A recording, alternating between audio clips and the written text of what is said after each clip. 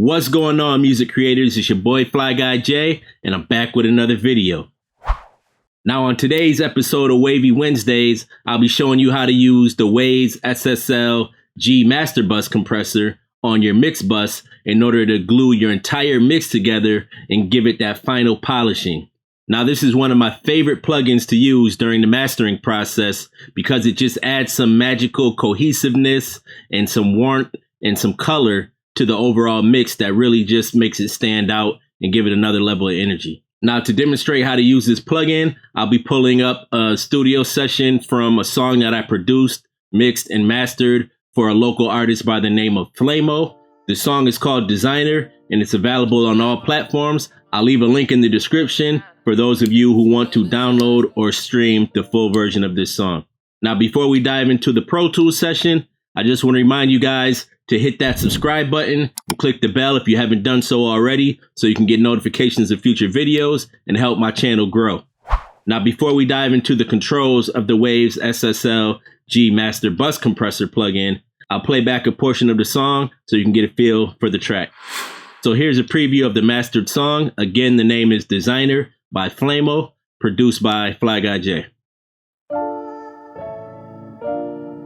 Designer. She love designer shit.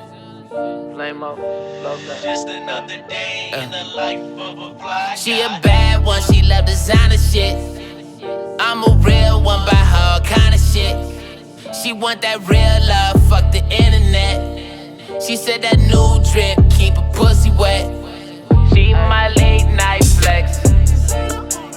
She my late night flex. She my late night flex. She my late night flex. She gon' spin a bag on some designer. Chanel on her ass, that designer. I just dropped a bag on some designer. She know my body, that designer. Yeah, black on black, my V, I pull up. Alright, so now let's go ahead and disable some of these plugins that are active after the compressor, and I'll go ahead and play back the hook and bypass the SSL compressor plugin on and off so you can hear what that specific plugin is doing to our mix. I'll start with the compressor bypass and then I'll engage it. Late night flex. She my late night flex. She my late night flex. She my late night flex. She gon' spin a bag on some designer. Chanel on her ass, that designer. I just dropped a bag on some designer. She know my body, that designer. Yeah.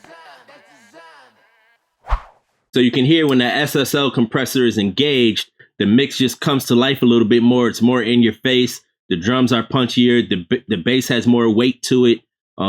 Even the instruments and some of the vocals sound like they get a little warmer and richer. And overall, our mix just sounds more glued together and smoothened out.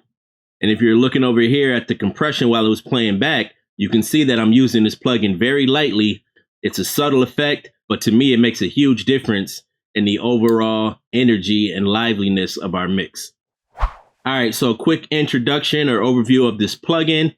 For starters, this plugin is actually modeled after the real bus compressor that was located in the center of the SSL 4000G mixing console. It captures the unique analog sound of the SSL mixing board console, and it's most famous for its ability to glue tracks together. There's something magical about this plugin because when you put it on your mix bus, it adds some warmth and character to the instruments and the vocals. It brings the individual tracks together and helps blend and glue those and make a more cohesive mix. And it also adds some punch to your drums and your percussive elements. If your tracks are sounding too digital or too clean, this is definitely a go-to plugin that you should be reaching for to give it some of that analog color and character. All right, now let's talk about the individual controls of the plugin, starting with this threshold knob. The threshold determines when the compressor will start working. When you're using this plugin during your mastering process, you want to turn this threshold knob all the way to the right and then slowly decrease it until you see about 1 to 2 dBs of compression. I really wouldn't go more than 3 dBs. If you overdo the compression, you'll end up with a flat sounding mix. You'll lose a lot of energy from your drums and your bass. So as you can see during the hook section of this song, I'm hitting around 1 to 2 dBs of compression. Late night flex. She my late night flex. The next control we'll talk about is the makeup knob. You can use the makeup gain knob to compensate for the loss or gain in volume due to the compression. As you increase the amount of compression, you're decreasing the overall volume of the song, so you'll want to increase this makeup gain knob in order to bring that volume level back to where it was before it hit the compressor plugin. Or you could also use this knob just to make the overall level of the song louder or lower than it already is. All right, the next knob we'll talk about is the attack knob, and your attack determines how fast that compressor will act. When using the compressor on your mix bus for mastering purposes, you want to use a generally slower attack, so that way you can allow the transients in your mix, such as your kick drum and your snare, to still pass through the compressor and sound punchy.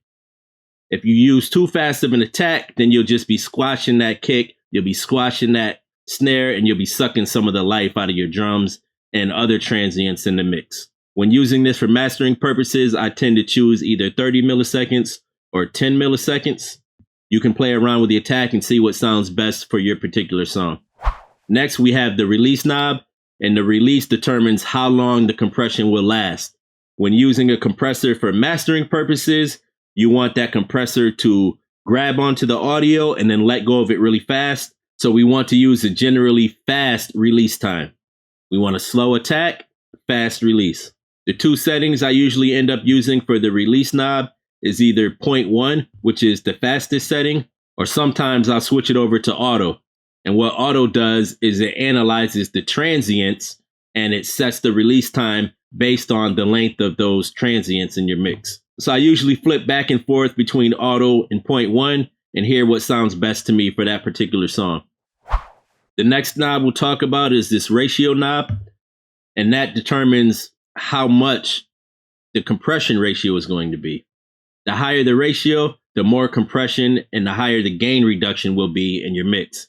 Again, for mastering purposes, we want to be very gentle with the compressor, so I usually settle on a ratio of either 2 or 4 to 1. This last knob over here is called the Rate-S knob, and this is basically used to set the timer for how long you want the song to fade in or out if you have this fade off button activated. If this fade off button is deactivated, which it is now, then this will have no effect on your sound. Now with this fade out button, if you hit it one time, you will start the fade. If you hit it a second time, then the audio will ramp back up from silent to full level. If you hit it a third time, it'll go back to bypass. So let's test this out. We'll start with it bypassed. I'll hit it once to start the fade out. And then once it gets to 0, I'll hit that button again and you'll hear it fade back in. Late night flex. See my late night flex. Now let's fade it back in.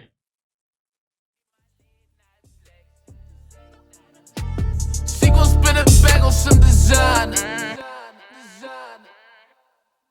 So that's a nice feature that you could use and automate within your session if you wanted to have a fade in the beginning or a fade out at the end. This analog button in the middle determines whether you want to activate the sound from the SSL console or if you want to bypass that sound and keep it more of a digital sound. When you have the analog button enabled like it is now, you'll be introducing some noise and some harmonic distortion, which gives it some of that analog character that you would have gotten if you were running your audio through the actual SSL 4000G mixing console. Let's play back the mix real quick with the analog engaged, and then I'll bypass it on and off. Late night flex. See my late night flex. See my late night flex. See my late night flex. She gon' spin it back on some designer. Chanel wanna ask that designer.